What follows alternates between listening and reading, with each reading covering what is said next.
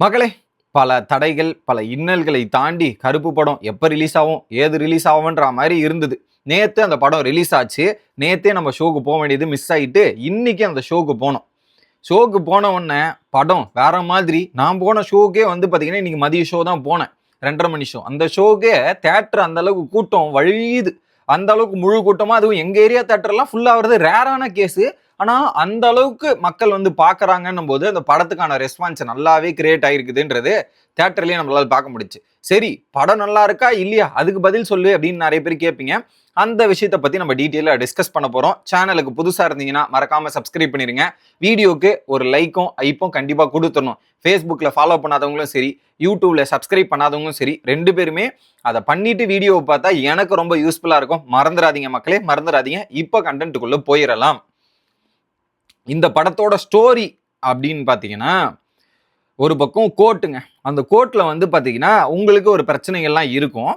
கோர்ட்டுக்கு வந்து பாத்தீங்கன்னா ஒரு ஃபேமிலி கேரளால இருந்து இங்க சென்னைக்கு வராங்க. ட்ரெயின்ல வரும்போது பாத்தீங்கன்னா அவங்க ஒரு ஸ்டேஷன்ல இறங்குறாங்க. ஸ்டேஷன்ல இறங்கி அவங்க கடந்து அந்த ஸ்டேஷன் விட்டு கடந்து போகும்போது அங்க கொள்ளக்காரங்களாம் வந்து அவங்க கிட்ட இருக்கிற நகையெல்லாம் களவாண்டுட்டு போயிடுறாங்க. எப்படி நகையை களவாண்டுட்டு போயிடுறாங்க. அந்த நகையை களவாண்டுட்டு போனதுக்கு அப்புறம் அந்த நகையை வச்சுதான் அந்த பொண்ணுக்கு ஒரு எமர்ஜென்சியா ஆபரேஷன் பண்ண வேண்டியது இருக்கு. கேரளால இருந்து வந்த ஃபேமிலிக்கு அந்த பொண்ணுக்கு ஆபரேஷன், அப்பாவும் பொண்ணும் வராங்க. இதுல நகையை களவாண்டுட்டு போறாங்க. ஆபரேஷன் பண்ண வேண்டியது இருக்கு. அந்த ஆபரேஷன் பண்றது நகை களவாண்டிட்டாங்க. போலீஸ் ஸ்டேஷன்ல போய் கம்ப்ளைண்ட் கொடுக்குறாங்க. கம்ப்ளைண்ட் கொடுத்ததுக்கு அப்புறம் அந்த நகை கிடைக்குதா இல்லையா அப்படின்னும் போது போலீஸ் வந்து நகையை நாங்க டைரக்டா கொடுக்க மாட்டோம், எடுத்துட்டு போயிட்டு நீங்க கோர்ட்ல கேட்டதான் வரும்ன்ற மாதிரி இங்க ஆரம்பிக்குது ஸ்டோரி. அதுல அந்த குடும்பத்துக்கு நியாயம் கிடைச்சதா, நகை கிடைச்சதா அப்படின்றது தான் ஸ்டோரி. இதுதான் இந்த ஸ்டோரி அப்படியே டிராவல் ஆகி போவோம் அடுத்தடுத்த கட்டத்துக்கு. ஆனா இதுல குறிப்பா அந்த பொண்ணு அப்பா சொன்ன இல்லையா, அந்த கேரக்டரை நெயில் பண்ணியிருக்கிறாங்க. வேற மாதிரி பண்ணியிருக்காங்க. இந்திரன் அப்படின்ற நபரும் சரி, அனுககா மாயா ரவி, அவங்க 2 பேர் தான் அப்பா பொண்ணு கேரக்டர் பண்ணவங்க. வேற மாதிரி அந்த கேரக்டரை நெயில் பண்ணியிருக்கிறாங்க. அவங்க பண்ண எமோஷன்ஸா இருக்கட்டும், அந்த பொண்ணு சுச்சுவேஷனுக்கு ஏற்ற மாதிரி ரியாக்ட் பண்ண விதமா இருக்கட்டும்ன்ற மாதிரி சூப்பரா கேரக்டர் எடுத்துட்டு போயிட்டு இருந்தாங்க. அதுக்கப்புறம் த மெயின் வில்லன் கேரக்டர் யாருன்னா ஆர்ஜே பாலாஜி தான் வில்லன் கேரக்டர். அந்த ஒரு லாயரா பண்றாரு. ப்ரோமோ அந்த இது டீசர் பார்த்தவங்களுக்கு எல்லாருக்குமே தெரிஞ்சிருக்கும். அவர் லாயரா பண்றாரு இல்லையா, அவரு தான் அங்க ஹைலைட்டு. அந்த ஒரு கோர்ட்டையே ஒட்டுமொத்த கண்ட்ரோல்ல வச்சிருக்கிறார் ஆர்ஜே பாலாஜி. அவரு ஆன்னு சொன்னா நடக்கும், இல்லைன்னு சொன்னா நடக்காது. ஸோ ஆக மொத்தத்துல அந்த கோர்ட்ல நடக்கிற எல்லா அசைவுகளும் ஆர்ஜே பாலாஜியின் கையில தான் இருக்குது. அந்த ரோலை எடுத்து ஒரு வில்லன் ரோல் பண்றாரு. நல்லா தான் பண்ணார், அதுல மாற்றுக்கிறதே இல்லை. அந்த வில்லன் ரோல் சூப்பரா எடுத்து எக்ஸிக்யூட் பண்றாரு. ஒரு பாயிண்ட்டுக்கு மேல அந்த ஃபர்ஸ்ட் ஹாஃப்லயே ஒரு பாயிண்ட்டுக்கு மேல இவங்க என்ட்ரி வருது. ஹீரோ என்ட்ரி யாரு? கருப்பு எட்ரி. கருப்புனா யாரு? கருப்பசாமி. ஸோ ஒரு நியாயத்தை தடுமாறும் போது சாமி கிட்ட போய் நியாயத்தை கேட்குறாங்க. சாமி வந்து அதுக்கப்புறம் அந்த நியாயத்தை வாங்கி கெடுக்குதா இல்லையா அப்படின்றது அங்கிருந்து டிராவல் ஆக ஆரம்பிக்கும் ஸ்டோரி. அதுல இன்ட்ரோ கொடுத்தாங்க பாருங்க, சூர்யாவுக்கு அந்த இன்ட்ரோவே வேற மாதிரி. குறிப்பா அந்த டைட்டில் கார்டு அனிமேஷனா இருக்கட்டும், சூர்யாவோட இன்ட்ரோ வரும்போது அந்த சாங்ஸ் பிஜிஎம்லாம் இருக்கு, பின்னிட்டான் சாய் அபிஷங்கர். வேற மாதிரி கலக்கிட்ட புரோனி. அந்த அளவுக்கு வந்து எலிவேட் ஆகுது. எங்கெங்க சீன்ஸ் வந்து அப்படி போகும்போது டப்புன்னு அந்த பிஜிஎம் வருது. அதுக்கு சூர்யாவோட என்ட்ரியும் சரி, அந்த பிஜிஎம்மும் இருக்கும் சரி, கலக்குறாங்க. அதுல குறிப்பா சூர்யாவோட அந்த கெட்டப் இருக்குல்ல, அதுதான் அல்டிமேட்டா. அந்த மீசையை முறுக்கிட்டு அப்படியே நடந்து வர கெட்டப்பும் செமையா இருந்தது. இது ஒரு சிங்கம் அந்த மாதிரி ஒரு வேற மாதிரி ஒரு லெவல்ல ஃபீல் கொடுக்கும். அது தியேட்டர்ல பார்க்கும்போது அந்த ஃபீலை நம்மளால ரசிக்க முடியும். அந்த மாதிரி அந்த ஃபீல் அந்த சூர்யா நடந்து வரும்போது அந்த பிஜிஎம்மா இருக்கட்டும், அவருடைய லுக்கா இருக்கட்டும், அந்த பார்வையா இருக்கட்டும்ன்ற மாதிரி அப்படியே ஸ்டன் அதிரும் இல்லையா, அந்த அதிர்ற லெவல்ல தான் இருக்குது.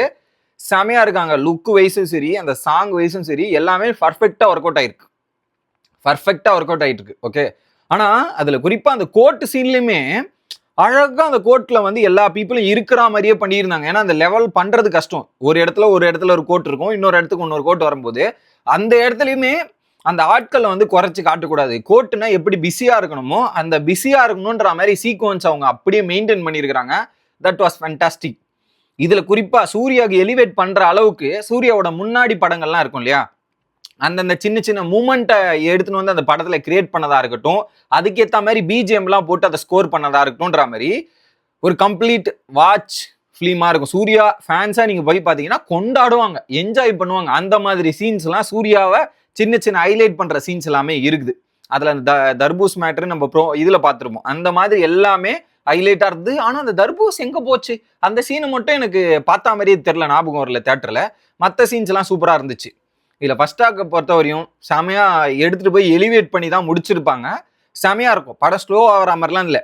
மேபி என்னடா இது பழைய கான்செப்டா இருக்கு, இந்த நியாயம் போராட்டம் இதுவாடா ஷோ அப்படின்ற மாதிரி நிறைய பேர் அப்படி போனீங்கன்னா சில பேருக்கு போர் அடிக்கலாம். பட் அதை எலிவேட் பண்றது ஒரு குடும்பமா போய் பார்க்கக்கூடிய ஒரு படமா தான் இருக்குது. அந்த எலிவேட் பண்ணதுக்கு அப்புறம் செகண்ட் ஹாஃபோட சூர்யாவோட டிரான்ஸ்ஃபர்மேஷன், அதுல ஆர்ஜே பாலாஜியை சூர்யா பண்ற சம்பவங்கள், அதுல ஆர்ஜே பாலாஜி எப்படி மீண்டு வந்து எப்படி ரியாக்ட் பண்றாருன்ற மாதிரி நிறைய விஷயங்கள்லாம் இருக்கு. அதுல குறிப்பா அந்த கிளைமேக்ஸ் சீன் இருக்கு இல்லையா, காந்தாரா படம் பார்த்துருக்கீங்களா? காந்தாரா டூ பார்த்துருப்பீங்கன்னு நினைக்கிறேன். அந்த மாதிரி தான் அந்த சீன்ஸ் எல்லாமே இருந்தது.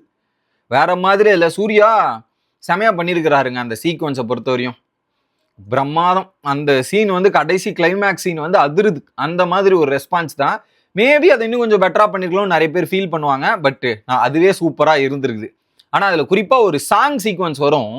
அந்த செகண்ட் ஹாஃப்லயோ ஃபர்ஸ்ட் ஹாஃப்லயோ ஏதோ ஒரு சாங் சீக்வன்ஸ் வரும். அந்த சாங் சீக்வன்ஸ் இருக்கு, பக்காவா இருக்கு அந்த சீக்வன்சஸ். ஏன்னா கொஞ்சம் லேக் ஆனாலுமே கிளியரா தெரியும்.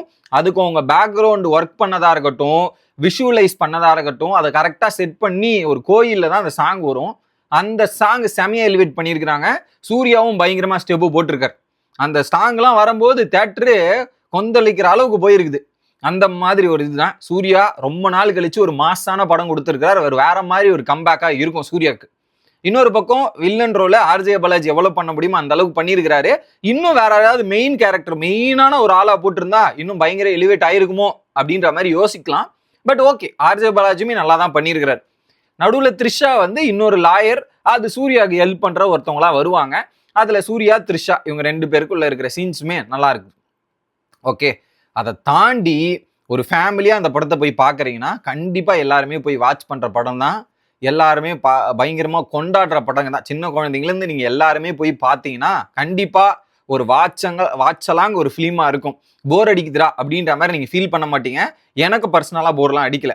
ஸோ பார்க்குறவங்க எல்லாருமே சூப்பரா இருக்கும், பயங்கரமா இருக்கும் அப்படின்றதான்.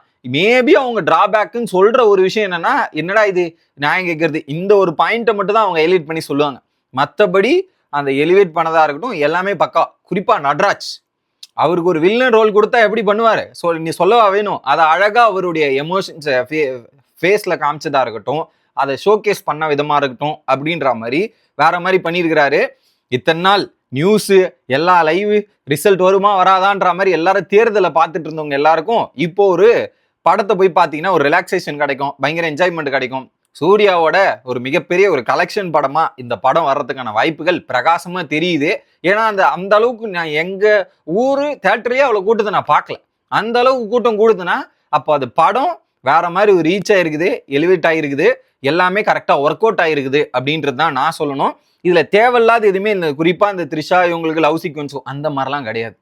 எல்லாமே கரெக்டா எந்தெந்த சீன்ஸ் எல்லாம் கரெக்டா இருக்கணுமோ அதுக்கேற்ற மாதிரி அளவா எடுத்திருக்காங்க. போரே அடிக்காது. நீங்க ஒரு ஃபேமிலியா போய் படத்தை பார்த்துட்டு வரலாம். Personally I enjoyed the film. வேற மாதிரி இருந்தது. குறிப்பா அந்த கிராஃபிக்ஸ்லாம் சொல்ல மறந்துட்டேன். கிராஃபிக்ஸு அதை பயங்கரமா பண்ணியிருக்காங்க. அது எல்லாமே பக்காவா ஒர்க் அவுட் ஆயிருக்குது. இந்த படத்துக்கு எல்லாமே சேர்ந்து அமைஞ்சிருக்குது. ஸோ பல தடைகள் தாண்டி வந்தாலும் அந்த தடைகளை மீறி ஒரு வெற்றி படமா போய் அமைய போகுதுன்றது தான் நான் நினைக்கிறேன். இந்த படத்துக்கு 5க்கு ஒரு 4 ரேட்டிங் கொடுக்கலாம். உங்களோட கருத்துக்கள் என்ன அப்படின்றத கமெண்ட் செக்ஷன்ல சொல்லுங்க. மீண்டும் இன்னொரு வீடியோவில் வந்து சந்திக்கிறேன். உங்களிடமிருந்து விடைபெறுவது மணிவண்ணன். Bye guys.